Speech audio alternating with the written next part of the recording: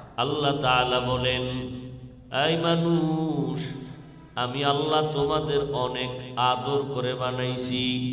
তোমরা আমার গোলাম, তোমরা আর কারো বান্দা না। ও ইহুদি ধর্মের মানুষ, তোমাদের পানির প্রয়োজন, আমি আল্লাহ পানির আয়োজন করেছি। তোমাদের বাতাসের প্রয়োজন, আমি আল্লাহ চাওয়ার আগেই বাতাসের প্রয়োজনের আয়োজন করেছি। তোমাদের দুনিয়াতে চলতে তোমাদের আলোর প্রয়োজন, আমি আল্লাহ চাওয়ার আগে সূর্য দিয়া চাঁদ দিয়া আলোর ব্যবস্থা করেছি। তোমাদের খানার প্রয়োজন, আমি আল্লাহ খানার আয়োজন করেছি। আমি আল্লাহই তোমাদের মাবুদ, তোমরাই আমার বান্দা।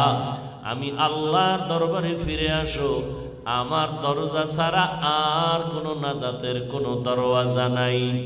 বান্দা, আমি আল্লাহ তোমাকে এত মোহাব্বত করে বানিয়েছি। আমি আল্লাহর কাছে যদি হাজার গুনাহ নিয়েও যদি তওবা করো, আমি আল্লাহ একটা সেকেন্ডে তোমার গুনাহগুলো মাফ করে দিব, এমন ভাবে পবিত্র বানায় দিব, মনে হয় তুমি জীবনে একটা গুনাহের কাছেও যাও নাই।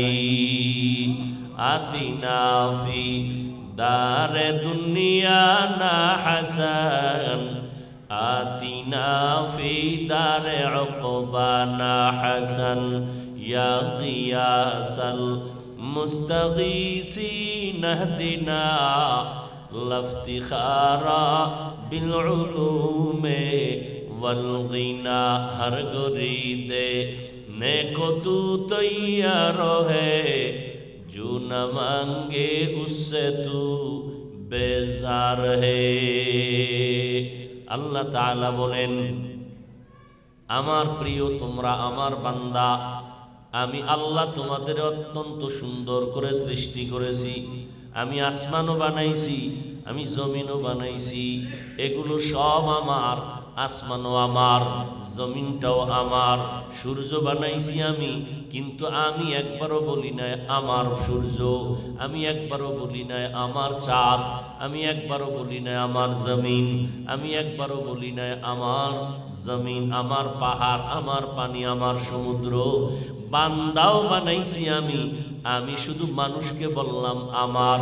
আমি আল্লাহ ফেরেশতাও বানাইছি, এক সেকেন্ডের জন্য একটা ফেরেশতাও গুনাহ করে না। গুনাহ করবে দূরের কথা, গুনাহ জিনিসটাও তারা বুঝেই না। 24টা ঘন্টা সেকেন্ডে সেকেন্ডে নূরের ফেরেশতারা আমার প্রশংসায় লিপ্ত, আমার তাসবিহ পড়ে। আমি জিন বানাইলাম, কিন্তু বান্দা আমি একটাকেও আমার বলে সম্বোধন করি নাই। আমি আমার বান্দা বান্দিকে বলছি তোমরা আমার। সূর্যটাও বানাইছি আমি, চাঁদ বানাইলাম আমি, জমিনটাও সৃষ্টি করলাম আমি। আমি আল্লাহ সব মাখলুকাত সৃষ্টি করেছি, তোমাদেরও বানাইলাম। আমি আল্লাহ সূর্যকে আমার বলি নাই, চাঁদ আমার বলি নাই, জমিন আমার বলি নাই, আমি বান্দাকে আমার বলেছি। কারণটা কি? চাঁদ আমার বলি নাই কেন, সূর্য আমি বানায় কেন বলি না আমার সূর্য, জমিনটা আমি বানায় কেন বলি না আমার জমিন? কারণ হলো আসমানটা আমার জন্য বানাই নাই, জমিনটাও আমার কাজের জন্য বানাই নাই, সূর্যটাও আমার কাজের জন্য বানাই নাই। আমি আল্লাহ সব বানাইছি বান্দা তোমার জন্য, আর তুমি বান্দাকে বানাইছি আমি আল্লাহর গোলামির জন্য। এজন্য আসমানকে বানাইছেন, জমিনকে বানাইছেন আল্লাহ। বানাইয়া বলে না এটা আমার আসমান, জমিন আমার, আল্লাহ বলেন নাই। মানুষও আল্লাহ বানায়া আল্লাহ শুধু বলেন আমার বান্দা। কেন? বলে আসমান জমিন গ্রহ নক্ষত্র যা আছে সব বানাইছি বান্দা তোমার জন্য, আর তোমাকে বানাইছি কার জন্য? ওয়ামা খালাকুতুল জিন্না ওয়াল ইনসা ইল্লা লিয়াবুদুন।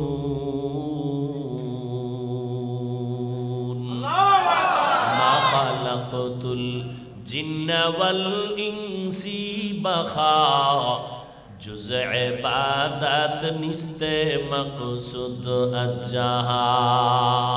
আল্লাহ বলেন বান্দা তোমাকে আমি বানাইছি আমার ইবাদতের জন্য।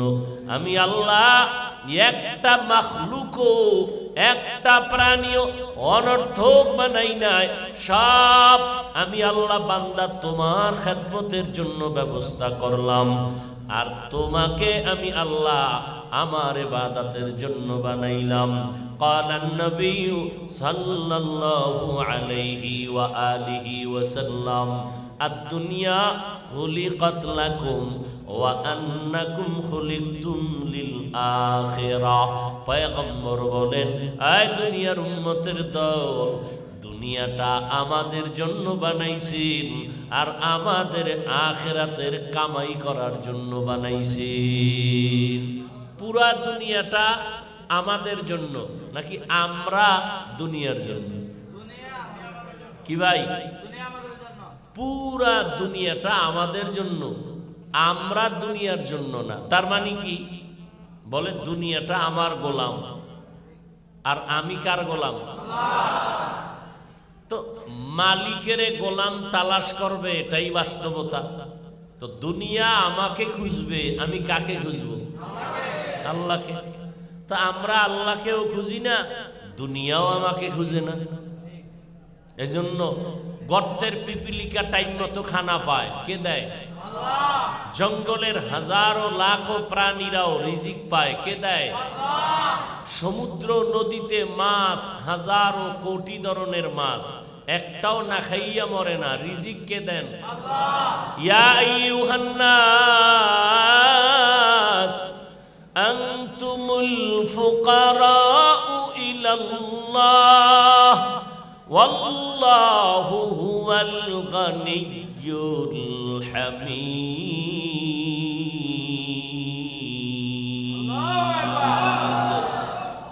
দুনিয়ার মানুষ তোমরা সবাই গরিব, ধনীকে আল্লাহ শুধু ধনী না, আল্লাহ হলেন প্রশংসিত ধনী।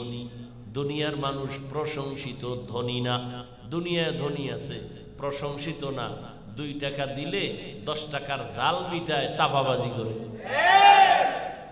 বলে মসজিদ জেনে চিননি না, আমার বাপদাদার টাকা দিয়ে মসজিদ করেছি, আমার মাদ্রাসা, আমার মসজিদ বলার অধিকার কোনো মানুষের নাই। কিন্তু করে না, করে না, বাহাদুরি করে। মসজিদে আইসা সাধারণ মানুষ বিলাইয়ের মতো নত হয়ে থাকে। যারা একটু টাকা পয়সা দেয় এরা খুব চিল্লা চিল্লি করে মসজিদে, ঠিক নেই? মসজিদে চিৎকার দিয়ে কথা বলা এটা আদবের খেলাফ, এটা আদবের। লিকুল্লি শাইইন জিনাতুন ফিল ওয়ারা ওয়া জিনাতুল মারই তামামিল আদাবি আজ খুদা খাহিমে তৌফিকে আদব বে আদব মাহরুমে গাশত আজ ফজলেরা। মসজিদে ঢুকতেই শুরুতেই বলছে সাবধান, আদব কারে কয়? ঢুকার আগেই খবরদার, মনে চাইছে ঢুকবা বলা যাবে না, ডান পাও দিয়া ঢুকবা, বিসমিল্লাহ বলবা, জুতাটা সুন্দর করে জায়গায় রাখবা। যদি ভিতরেও নিতে চাও জুতা 2টা এই 2 আঙ্গুলে ঢুকাইয়া তলাডারে নিচে করিয়া মসজিদের মধ্যে বালু ফালাইয়া এরপরে ময়লা করবা না, এটা বড় বেয়াদবি। তা কেমনে নিবা?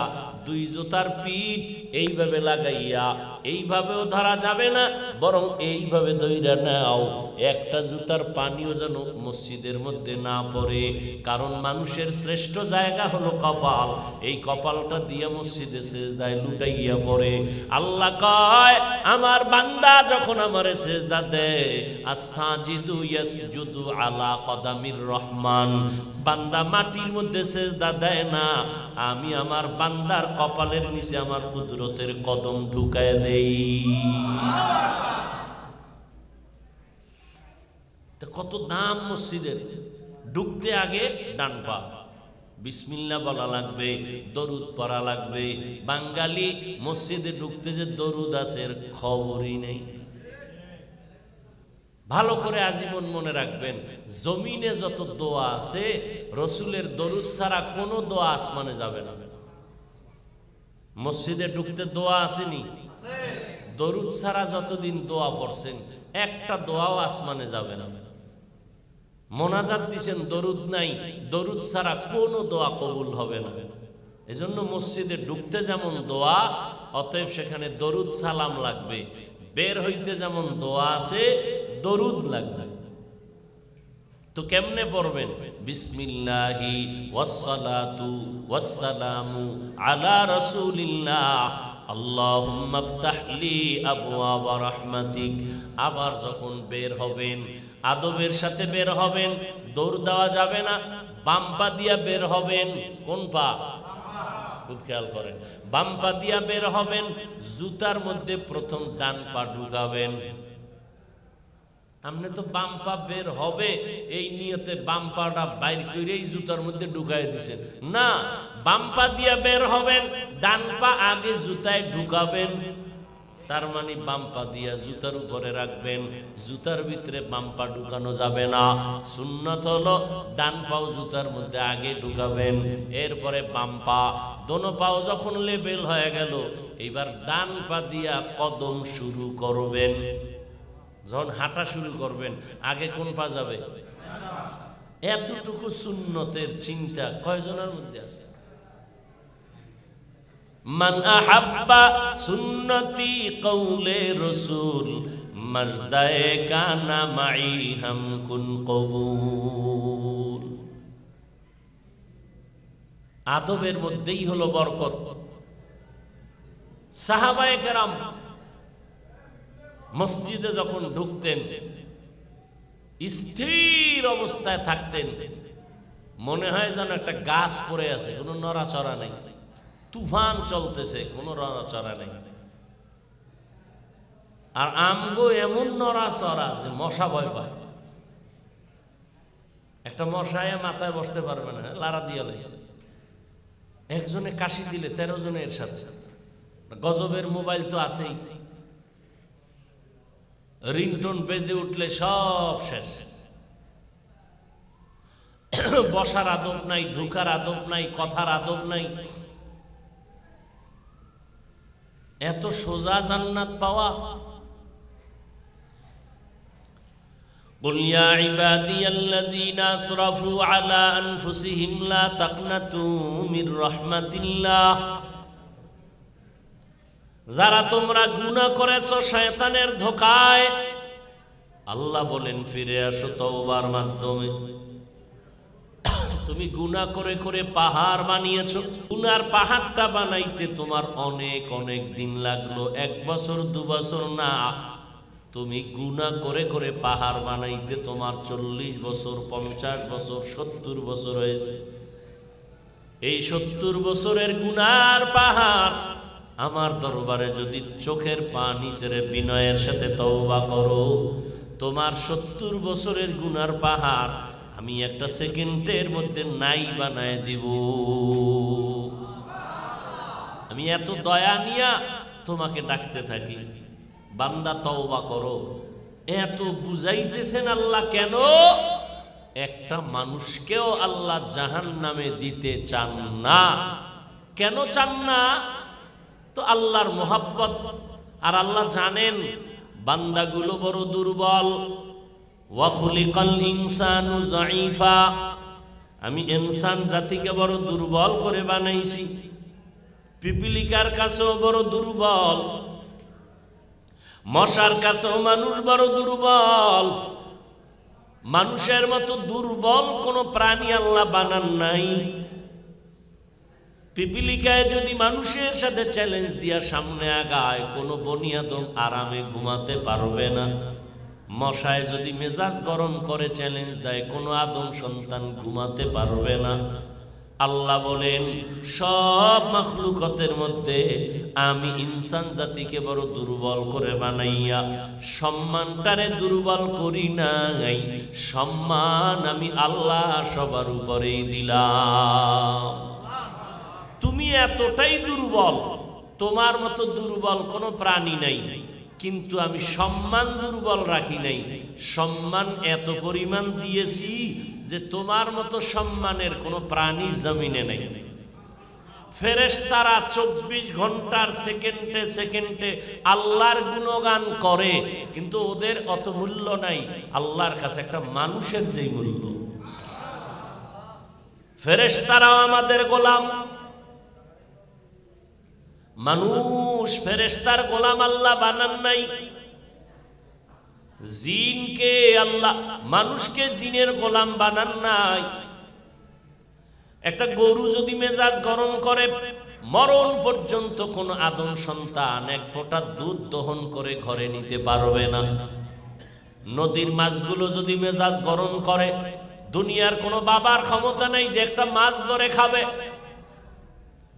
জঙ্গলের প্রাণী যদি মেজাজ গরম করে, একটা মানুষ বাড়ির মধ্যে ঘুমাতে পারবে না। আপনাদের বাড়ির আঙ্গিনায় চারপাশে মাটির নিচে সাপ বিচ্ছু আছে না? আল্লাহ যদি অর্ডার করে দেয় যে উইঠা জমিনের সব মানুষগুলো কামড় দে, ধ্বংসন করে মেরে ফেল, একটা মানুষ চলার উপায় নাই।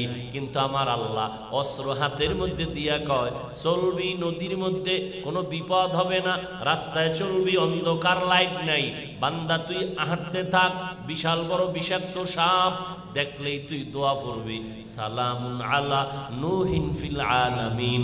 যখন তুই দম করবি, একটা সাপ লেজ গুটাইয়া তোর থেকে আলাদা হয়ে যাবে, ওর জবান বন্ধ হয়ে যাবে, তোর সাথে কখনো সাপ বেয়াদবি করবে না। আল্লাহ সব মাখলুক আমাদের গোলাম বানায় দিয়েছেন। মাছ আমাদের গোলাম, গাছ আমাদের গোলাম, চাঁদ আমাদের গোলাম, সূর্য আমাদের গোলাম, আসমান আমাদের গোলাম, সব আমাদের কথা শুনে। কই শুনে কই? আরে তুই আল্লাহটা শুন, তুই আল্লাহর কথা শুন, বাঘ তোর কথা শুনবে। কারি ইব্রাহিম সাহেবের রহমতুল্লাহ আলাইহির কথা শুনছে না বাঘ? কেন? সে আল্লাহর কথা শুনছে, বাঘ তার কথা শুনছে। তুমি আল্লাহর গোলাম হও, গোটা জমিন তোমার গোলাম হয়ে যায়। তুমি হেঁটে যাবা, চতুর্পার্শ্বে দুশ্মন, ওরা চোখেই দেখবে না। আল্লাহ চোখের পাওয়ার নষ্ট করে দিবে। অস্ত্র কই? বলে কোরআন শরীফ। ব্যবহার করো কোরআন। ওয়ানুনাজ্জিলু মিনাল কুরআনি মা হুয়া শিফা ওয়া রাহমাতুল লিল মুমিনিন। আল্লাহ বলেন, আমি কোরআন থেকে ঔষধ দিলাম, ঔষধ। মুমিনদের জন্য কোরআন হলো বড় রহমত। কোরআনের ঔষধ সেবন করো। মৃত্যু সজ্জার রোগী পর্যন্ত জাহিরি রোগের ঔষধ হলো কোরআন, বাতিনি রোগের ঔষধ হলো কোরআন। ডাক্তার বলে মনে যাচাই খাওয়ায় দাও, বাঁচবে না। ওই রোগীরেও কোরআন পড়িয়া যখন পানি পড়া দিল দম করে, একজন আল্লাহওয়ালার পানি পড়ায় বহু মৃত্যু সজ্জা রোগী পর্যন্ত সুস্থ হয়ে গেছে। হয় নাই? ঘরে কোরআন নাই, যাও টুকটাক হালকা পাতলা থাকতো, তাও মোবাইলে সব ধ্বংস করে দিয়েছে। কয়জনার ঘরে কোরআনের তেলাওয়াত হয় ফজরের পরে? কয়জনার ছেলে ফজরের নামাজ পড়ে কোরআন পড়ে? কোন ঘরে কোন মেয়ে কোরআন পড়ে? আল্লাহর কোরআন নাই, বিপদও আমাদের ছাড়ে না। কারণ আমরা দুনিয়া ছাড়ি না। দুনিয়া আমাকে খুঁজবে, কিন্তু উল্টা আমি দুনিয়ারে খুঁজতেছি আল্লাহরে বাদ দিয়া। এই জন্য আমরা পাই না। যদি আমরা আল্লাহরে খুঁজতাম, জমিন ও আসমান সব আমার গোলাম হয় আমার পেছনে আসতো। আল্লাহর গোলামি বাদ দিয়েছি। একটা পিপিলিকায় খানা পায়, একটা উড়ন্ত পাখি বাসার থেকে যখন বের হয়ে যায়, সারাটা দিন খোলা আসমানের নিচে উড়ে সন্ধ্যাবেলা পেট ভরে বাসায় হাজির হয়ে যায়।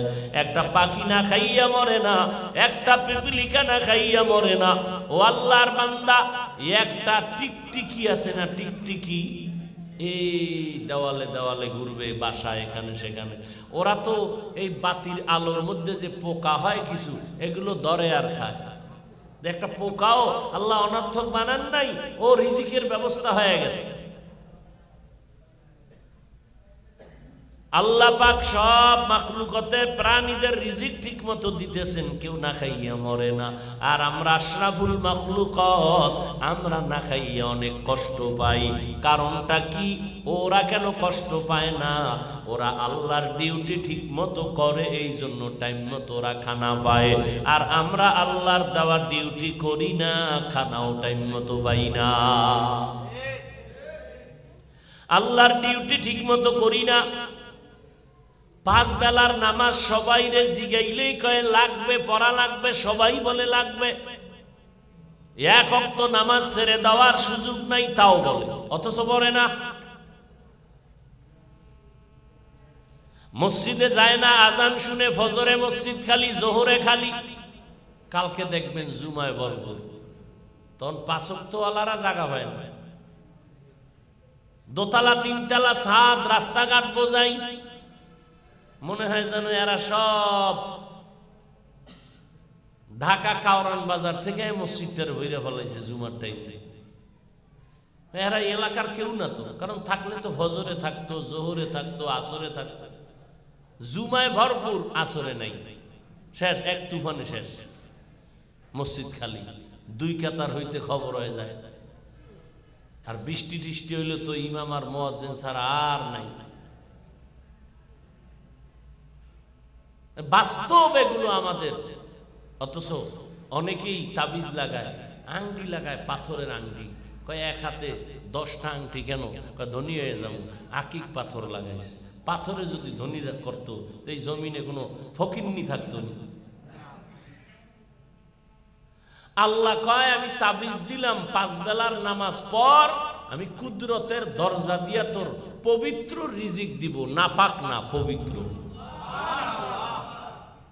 আমার এক মাওলানা বন্ধু আমার একদিন কয়, ভাই আপনি তো অনেক আমল করেন, আমার একটা আমল দেন। আমি কি জন্য, কি সমস্যা কি? কয় যেন একটু টাকা পয়সা আসে, সম্মান বাড়ে। আমি কি 5 ওয়াক্ত নামাজ ঠিক মতো পড়, বা জামাত তাকবীর উলার সাথে আল্লাহর মোহাব্বতে 5 ওয়াক্ত নামাজ ঠিক মতো পড়, আর কোনো তাবিজ লাগবে না। যত বড় বিশ্বাস হোক, শাইখুল হাদিস হোক, এর লেনদেনে ভেজাল, সব গোড়ায় নামাজে ভেজাল। আল্লাহর কসম, যার নামাজ ঠিক তার লেনদেন ঠিক। যার নামাজ যত সুন্দর, তার আমল সুন্দর, আখলাক সুন্দর, ব্যবহার সুন্দর, লেনদেন সুন্দর, ওয়াদা সুন্দর। যার যেখানে যত ভেজাল, গোড়ায় তার নামাজে ভেজাল।